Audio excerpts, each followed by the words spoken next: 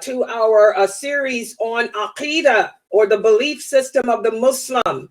And we have been discussing, guys, how as Muslims, the Shahada is part of our everyday life because it entails allegiance, showing allegiance every day to Allah, showing allegiance every day to the Prophet Muhammad sallallahu alaihi wasallam, and showing allegiance every day to the Muslims around the world, no matter who they are or where they are.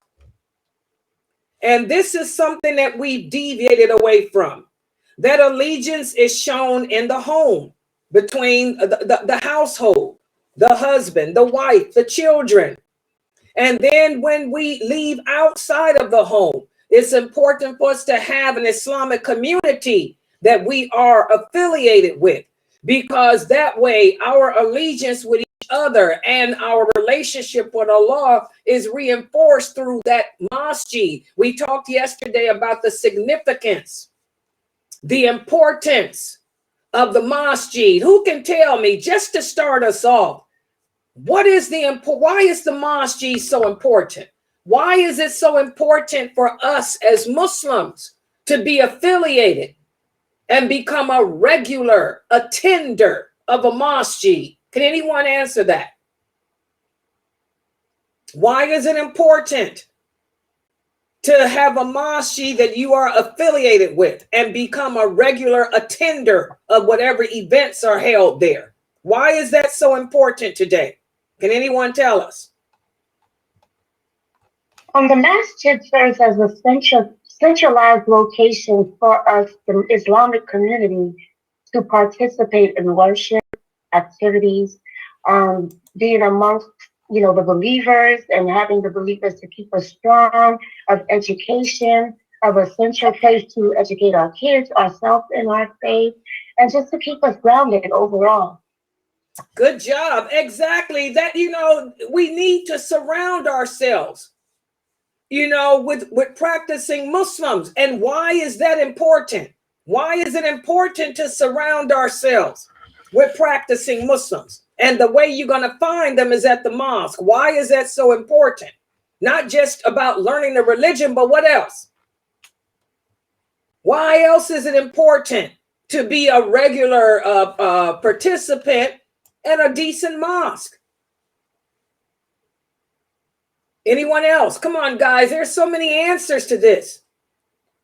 Not just because the mosque is a place where we can go and worship. Not just because the mosque is a place where we can be around other Muslims, but why is it so important to be around strong practicing Muslims? Who can answer that question? Why is it important to surround ourselves with strong practicing Muslims? Anyone? Can I answer? I mean, it's important to surround ourselves and model ourselves after people who are following and obeying Allah.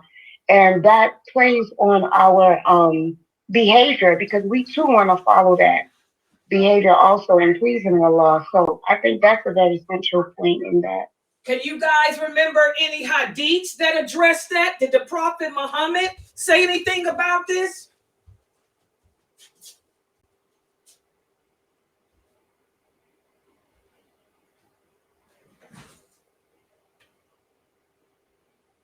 Come on, guys, wake up.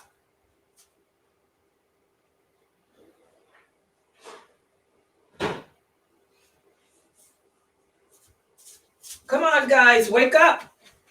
Can anybody tell me why the Prophet said it's so important to surround ourselves with strong practicing Muslims?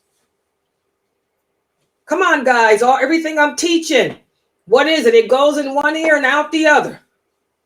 It's important because it keeps your faith strong.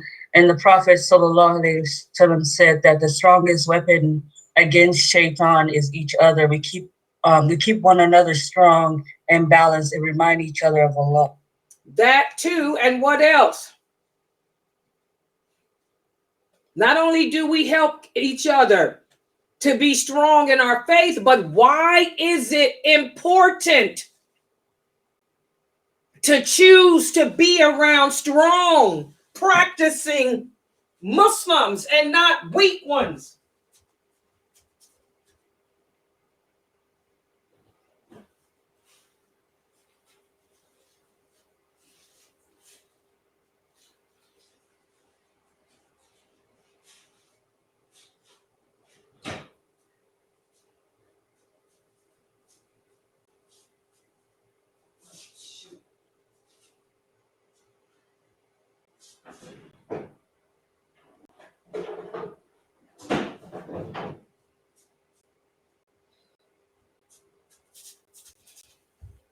You know, they legalized that marijuana law here in where I live. And the worst smell on this earth is the smell of marijuana. And somebody is smoking marijuana outside and it's coming into my house. I just closed the window and I have to light some incense because it's going to make me sick. And I'm surprised that you guys, nobody can give me any information as to why it's important to choose strong Muslims to hang around with. Okay, let's see what we have here on YouTube. Elma said, because we assimilate with those around us. The rest of y'all in Zoom, y'all forgot those hadiths? Can none of y'all tell me what the Prophet Muhammad said about choosing friends? None of you remember any hadiths about what the Prophet Sallallahu Alaihi Wasallam said about being careful who you choose to surround yourself with? Exactly. Thank you, Sahra. The Prophet Sallallahu Alaihi Wasallam said a person takes on the religion of their friends, of their companions. This is why it's important for us as Muslims to choose strong, practicing Muslims to be around, because you're going to assimilate their behavior. You're going to assimilate their way of thinking and their lifestyle. You will take on their belief system. If they believe that you don't have to wear a hijab, do you think you're going to wear one? If the men that you hang around with believe that it's okay to smoke marijuana, don't you think you're going to be smoking it too? If the women and men that you hang around are weak and cowardly, don't you think that you're going to be weak and cowardly too? So the Prophet Muhammad Sallallahu Alaihi Wasallam taught us to be careful. To be careful who we choose to surround ourselves with, because you will take on their identity. You will take on their belief system. You will take on their behavior. Does everybody understand that? And I know tonight we have the Call In and Ask Sister Layla live show at 9 o'clock. And I'm going to talk about, let me write this down because I got this email. Of course, all the questions are about marriage, mostly.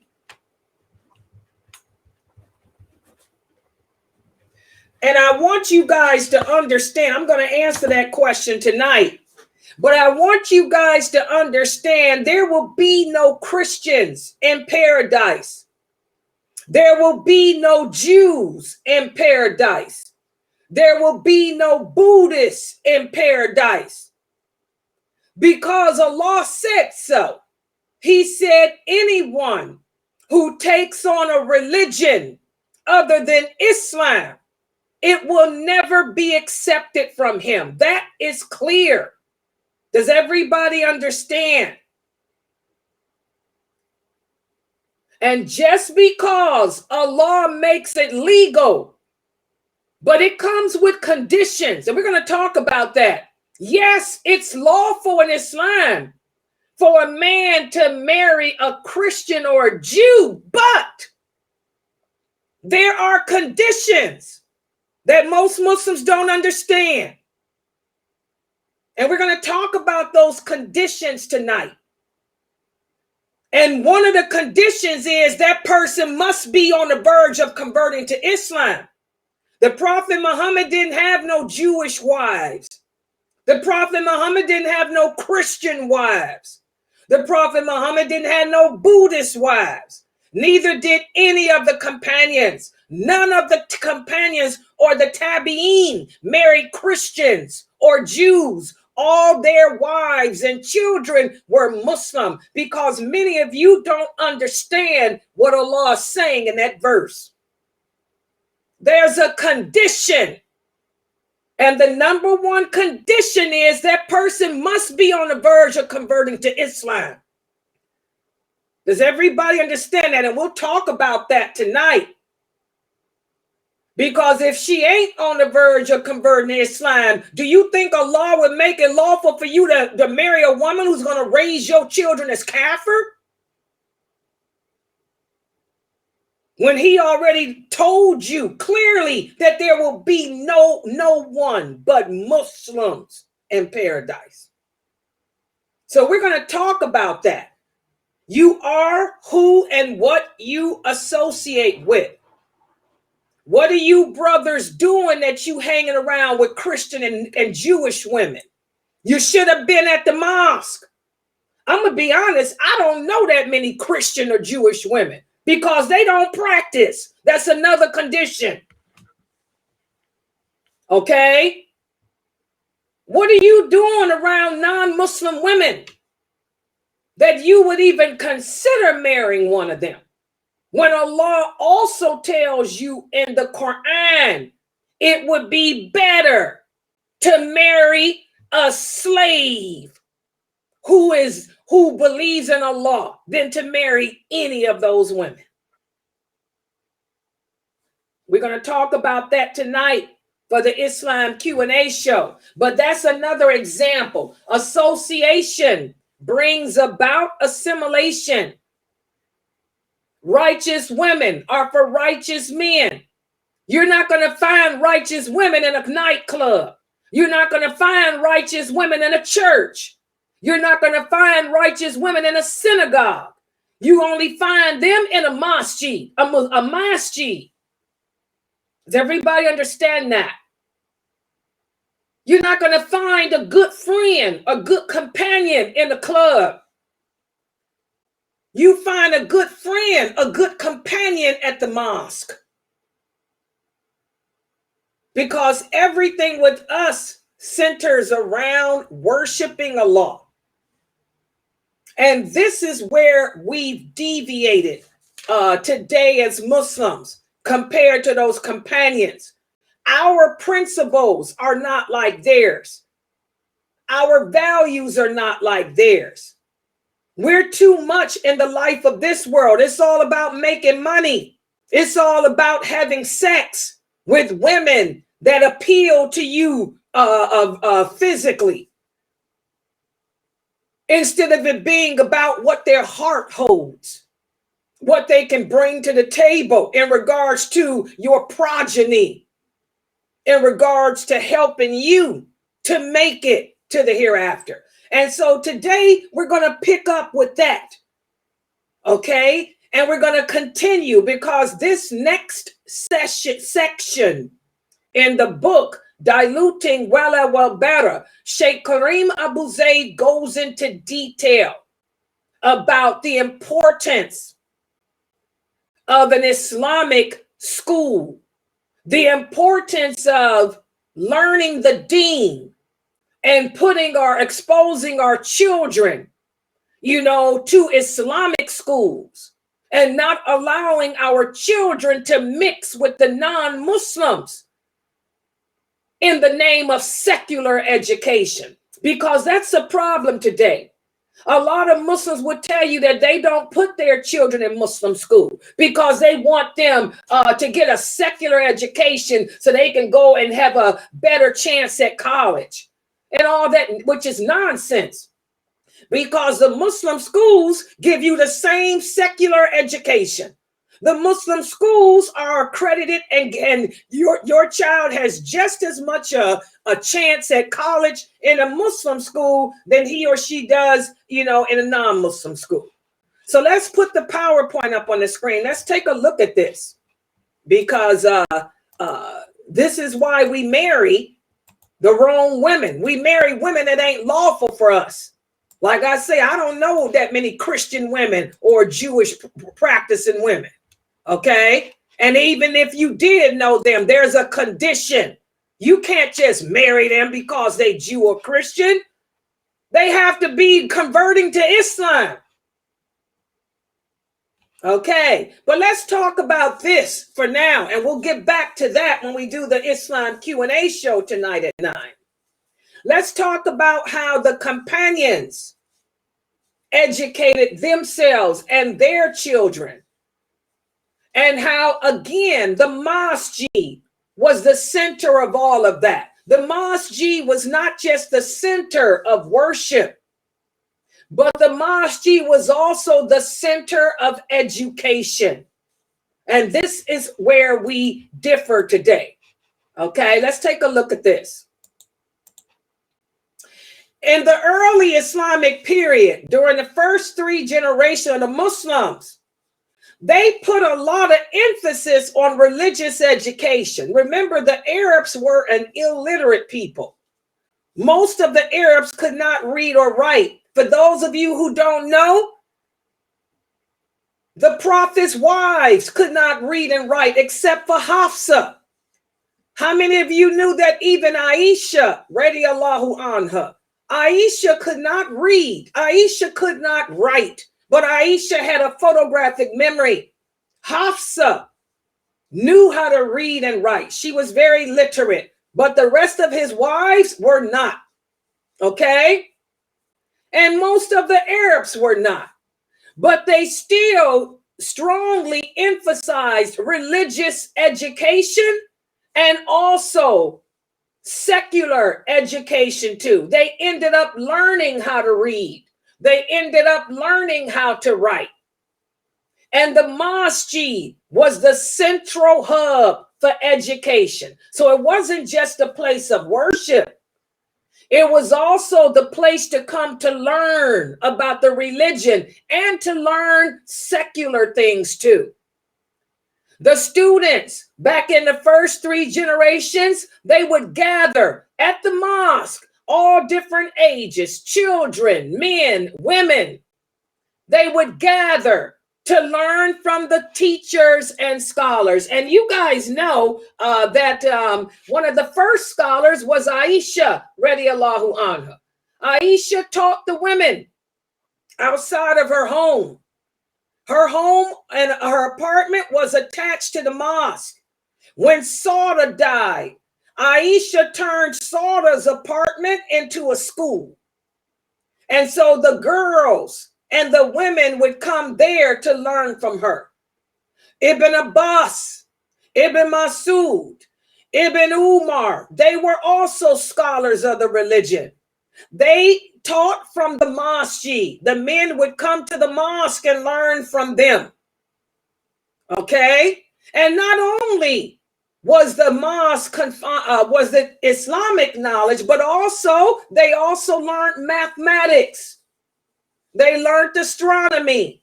They learned medicine, literature. And as a result, the Islamic educational system was highly respected. And people converted to Islam. And they excelled in medicine. The Muslims excelled in medicine and mathematics, astronomy, and all of that. Okay? But the world began to change. So I want you guys to understand that, you know, the Islam was given to the Arabs. And the Arabs were some of the most warrior, tribal, uneducated people of that time. But that changed after the advent of Islam. After the advent of Islam, they excelled. They learned to read. They learned to write. They also learned the medicine, mathematics, and all of that. And that was done at the masjid. At the masjid. At the masjid. Does everybody understand that? The women learned from out of Aisha, home, Zainab's home. We're going to give the story of Zainab, who was the stepdaughter of the prophet. She became one of the first scholars of Islam. In fact, she was one of Imam Malik's teachers. Those of you who don't know, Imam Malik learned from the prophet's stepdaughter. Okay? She had a room attached to her apartment that the girls would come and listen to. And any men that wanted to learn, they would sit outside the door. They would sit outside the door and learn. What we see today with women standing up on stage in front of a bunch of men giving lectures, that don't happen. That's not the way it's supposed to be. Okay? If you feel the need for a woman to teach something, and it should be from behind a screen like this computer, like you guys see me doing, and you only see the top of her. You guys don't see nothing but my head and shoulders.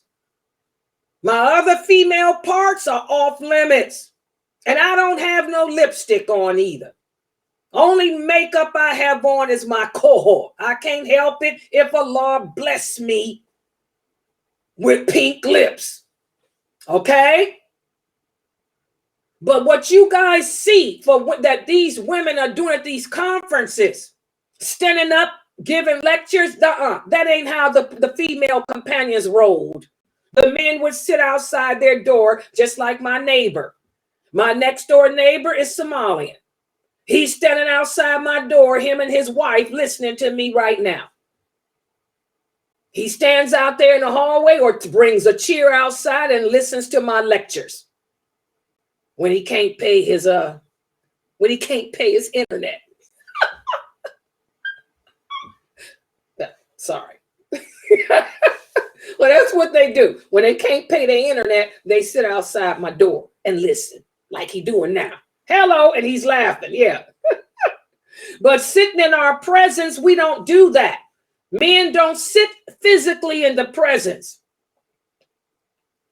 Okay, so the mosque was the center, where the men would be. Ibn Abbas, Ibn Umar, Ibn Masud. The brothers would have, the mosque. The people would come to learn. And if women would come too sometimes, they would sit in the back. They would sit in the back, way in the back. The men would be in the front, just like during the prayer. The young boys behind them and the women way in the back. If they wanted to learn from Ibn Masud or his Quran recitation or whatever. And that's how the women would sit there in the back listening to Ibn Masud, and then they'd go to Aisha and knock on her door. Aisha, Ibn Masud said a woman breaks a man's prayer. And that's when Aisha would get mad and come out of her house and say, Ibn Masud, what are you saying now? Don't you know that the prophet used to pray and I was his sutra? So there would always be some women trying to learn too from those brothers, but they'd end up running to Aisha, telling Aisha, is this true what he said? Because Ibn Masud was the only companion that had rigid views on women in Islam. He was the only of the original companions that said a woman has to cover her face. None of the other companions said that. And when he said that, Aisha ran out the house and checked him on that too. She said a woman don't have to cover her face nor her hands. She can show this. She said, Ibn Masud, why are you so restrictive? Okay. And always Ibn Abbas and Ibn Umar would support Aisha. They come out and say, she's right, Ibn Masud. A woman doesn't break a man's prayer. A woman doesn't have to cover her face and hands. A woman doesn't. Okay, but that's how it, just giving y'all an insight into how it was. The mosque was the center of not just worship, but education too, back in those days. But the times have changed now. As the world has progressed, modern educational systems emerged and the focus on religious education began to decline. Back during the time of the Persians, remember we talked about Ibn Sina.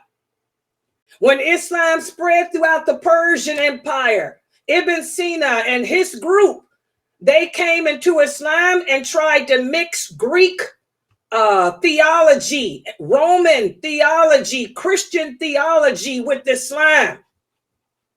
And eventually the focus began to decline on religion, and the emphasis was put on math and science and all that. And that's where we are today. Nowadays, Muslims today have a hard time balancing their religious and secular education. And this is why Muslims today are disconnected from wala wal bara.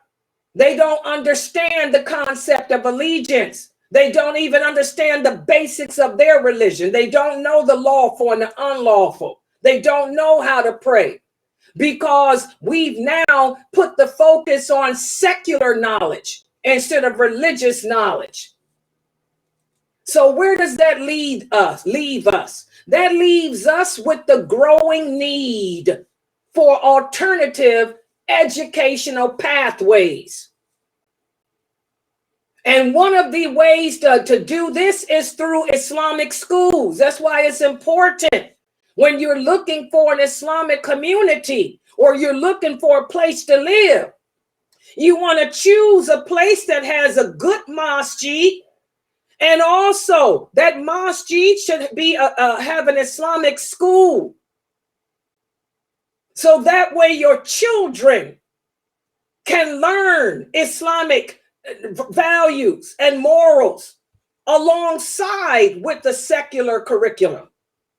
And like I tell you guys, nowadays, the Muslim schools, you get the same scholarships from the Islamic schools that you get from the secular schools for college. But you get even more because you learn the basics of your religion too, depending on the school you choose. Depending on the school you choose. Because some of these Muslim schools don't teach Islam correctly. They don't teach Aqidah. They focus on Arabic. This is a big problem today. Kids can read the Quran. Kids can recite the Quran. They even memorized it by heart. But they don't know what La ilaha illallah Muhammadur Rasulullah means. They don't know that that we don't celebrate holidays because this shows our allegiance is displaced. So you have to choose the right type of Islamic school too, not a school that emphasizes Quran reading. It should be a school that emphasizes Aqidah. Aqidah, Aqidah, Aqidah. Everything begins with and ends with Tawheed. Everything begins with and ends with Allah, guys. So you want to make sure that the Islamic school focuses on that, on teaching the correct belief system. Wala wa bara and Tawheed. Okay? And this is why here at this website, at Sunnahfollowers, I am always advertising on all my videos and everything, SunnahfollowersShop.org. Here in America, guys, you know, there's one online school system, SunnahfollowersShop.org. This school is run by Sheikh Kareem Abu Zaid, and Imam Ibrahim Zidan is the head over the Islamic studies part.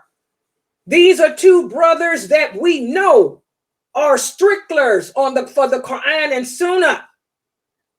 These are two brothers that are known, you know, for emphasizing Aqidah, just like lailanasheeba. So I would encourage all Muslims living in America to homeschool your children through SunnahfollowersShop.org. Okay? We got technology now.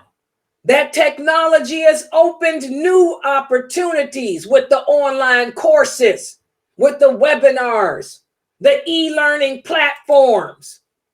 So there's no excuse for Muslims today to not take advantage of this. Whereas the masjid used to serve as the central hub, we can now explore alternative educational pathways like SAFA USA because of technology. Does everybody understand that? But the bottom line is we got to put the emphasis back on religious education. We've emphasized engineering. We've emphasized medical. We need engineers. We need doctors. We need nurses and all of that, and physical therapists. But we need more than anything Aqidah, the correct belief system, because that belief system is what will cause Allah to send his blessings upon us. That belief system is what will hold us together as a strong nation. So it's very important as Muslims that we surround ourselves with good practicing Muslims, that we are a part of an Islamic community that has a good masjid and imam, and also an Islamic school. Or if it doesn't have an Islamic school, that it has classes that go on during the week or so, a Sunday school or something for the kids. And you can get the rest online from safausa.org. Okay? So now let's give you guys a quiz to see how well you've been paying attention to me. Let's look at the first question here. Who can tell us, where did the companions study and learn their religion? Where did the companions study and learn their religion? Anyone?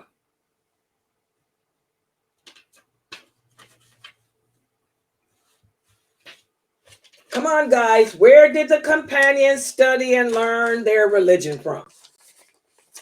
They learned from the Prophet Muhammad, but where did they study to learn it? They studied in the masjid, and if not there, then like what you said, like Aisha radiallahu anha would teach the girls in her home. MashaAllah, exactly. The masjid. The masjid was the center of everything. Worship, education, even activities. Remember the activities, the archery and all of that took place at the masjid too. The masjid was the hub of everything back then with them.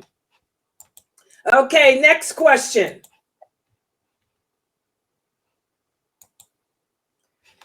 How do Muslims today differ from those companions in regards to education?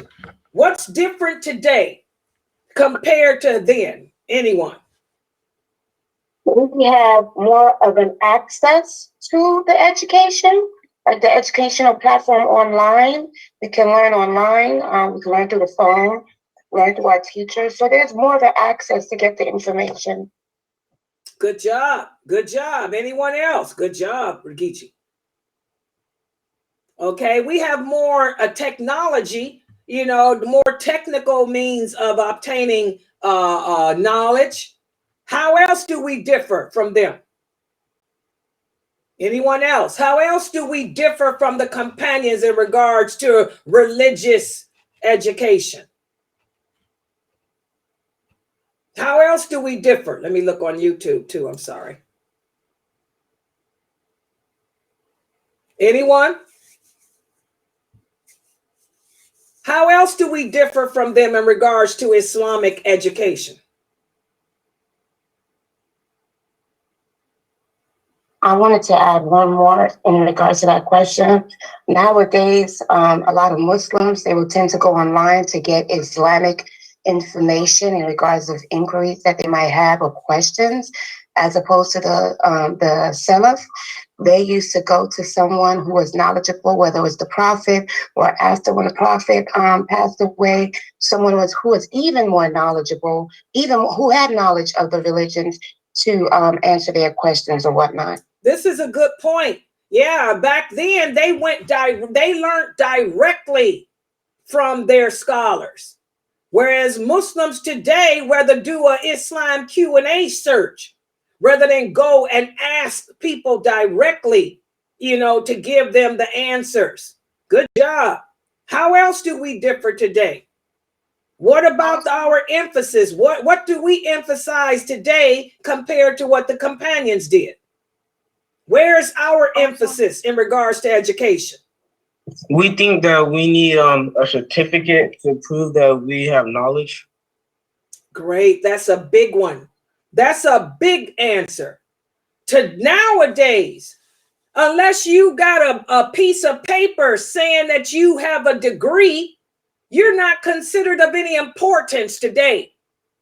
Those companions didn't have no pieces of paper, none of that crap. Okay? Just because you got a piece of paper doesn't mean anything.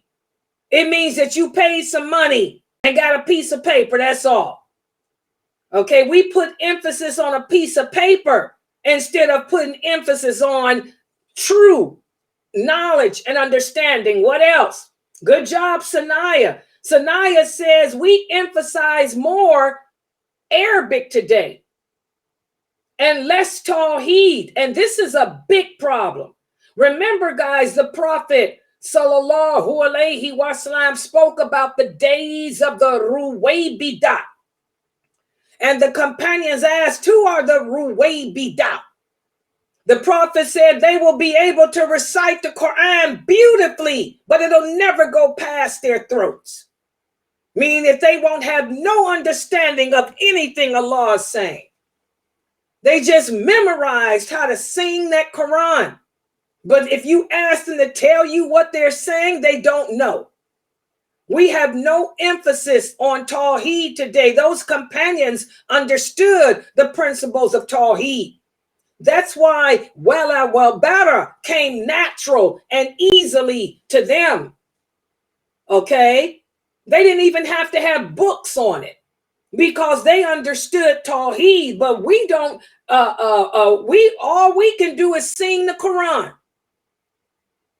I was looking at some video on YouTube, some 10-year-old boy, alhamdulillah, he memorized the Quran by heart.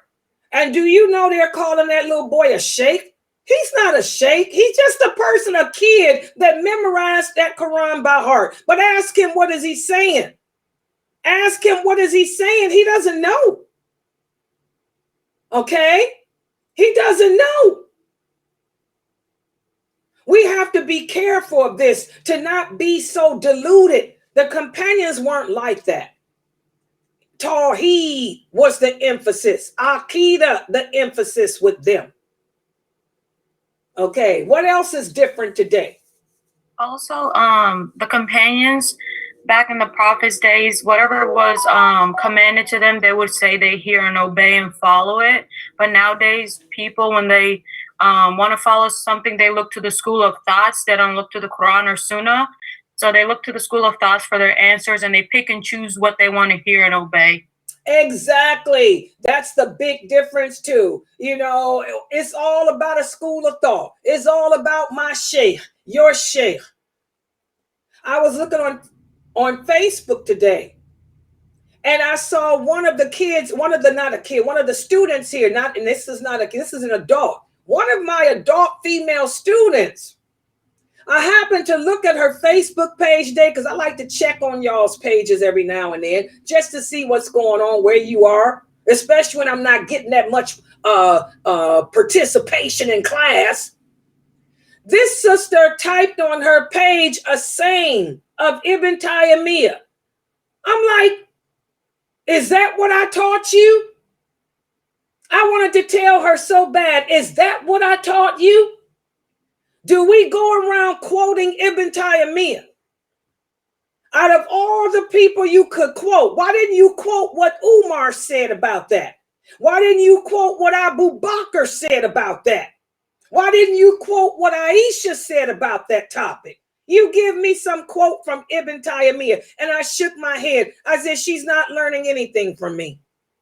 Because if she learned anything from me, she would know. If you're going to quote somebody, you quote the Prophet, sallallahu alaihi wasallam, and those companions, because Ibn Taymiyyah and nobody else understands this deen better than they. So I said to myself, that's why she's not answering questions in class. Her mind is somewhere out in la la land. You know, subhanallah, guys. You know, the companions based everything on what Allah and the Prophet said. They didn't care about nobody else's opinion. That time when the Muslims divided and was fighting against each other after the murder of Uthman, when the Muslims divided, half following Ali, the other half Muawiyah, when Ibn Abbas made that decision to go with a local sighting that year for Ramadan, he was attacked verbally by all the other companions. They said, Ibn Abbas, you can't do that. The Prophet said if Muawiyah saw the moon, and Ibn Abbas had to explain, no, Muawiyah has dirty hands. The Prophet said the person has to be reliable. If I took Muawiyah's sighting, the people would think I'm supporting him. So I'm going to use my own ijtihad, my own decision. I'm going to go to local sighting. And he did it that one time. But look at how the companions, their devotion to Allah and to the Prophet was, they attacked him for that. Verbally. They verbally attacked him. You can't make a decision like that. You can't go with a local sighting because it's against what Allah and the Prophet said. Okay? We're not like that today. We make our own decisions, whether they contradict Allah or the Prophet, sallallahu alaihi wasallam. We got Muslims today going with local sightings for Ramadan. There is no local sighting. The law is what it is. If one Muslim in the world sees the moon, he's seen it for all of us, as long as he's reliable. But despite that, ignorant Muslims today all over the world, here in America and everywhere else, they go for local sightings. And then they'll tell you it's okay. Oh, it's okay. No, it's not okay. I'm going to tell you every Ramadan, I find myself saying the same thing. It's not all right because the Prophet didn't say a local sighting. And no one, not even Ibn Abbas, can overrule the Prophet. And he only did it that one time for that one reason. Okay, so this shows how we're different when it comes to seeking Islamic knowledge. We're way different than those companions. Any other differences, guys?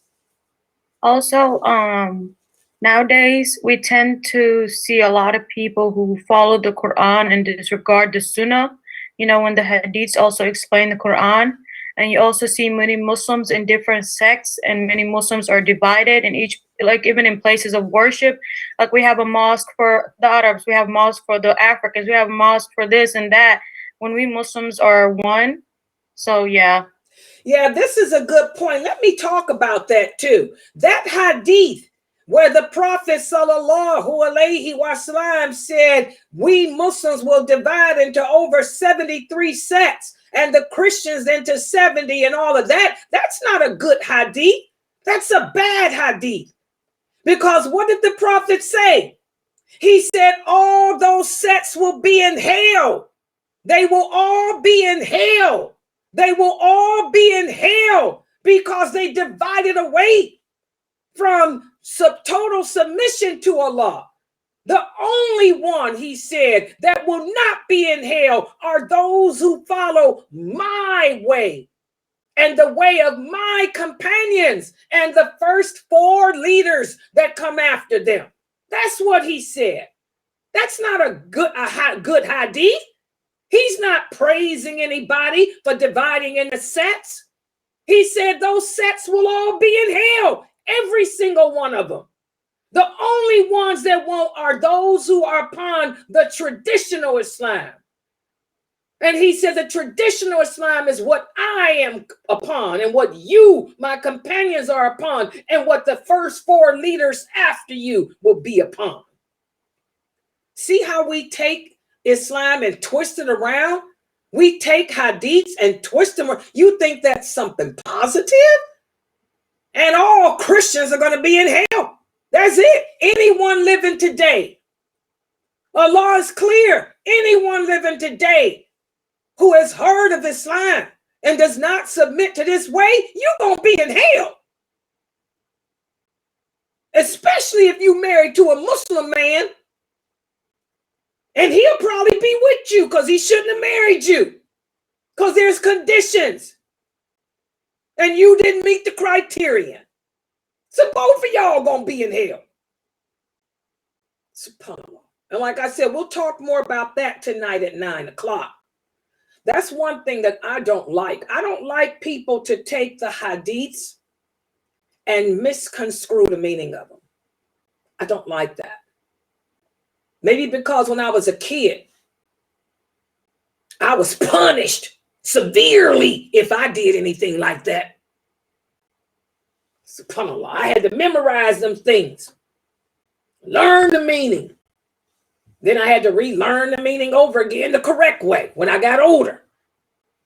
Then you see Muslims today just tearing the hadiths apart to mean nice things. Ain't nothing nice about that. That hadith is clear. Most of us are going to be in hell. That's a scary thing. If you want salvation, you better find the traditional Islam and practice it. You better be upon the way of those companions. Otherwise, you're going to burn, baby, burn. Disco fever. That's how it's going to be. With John Travolta and Olivia. Yeah. Any other examples?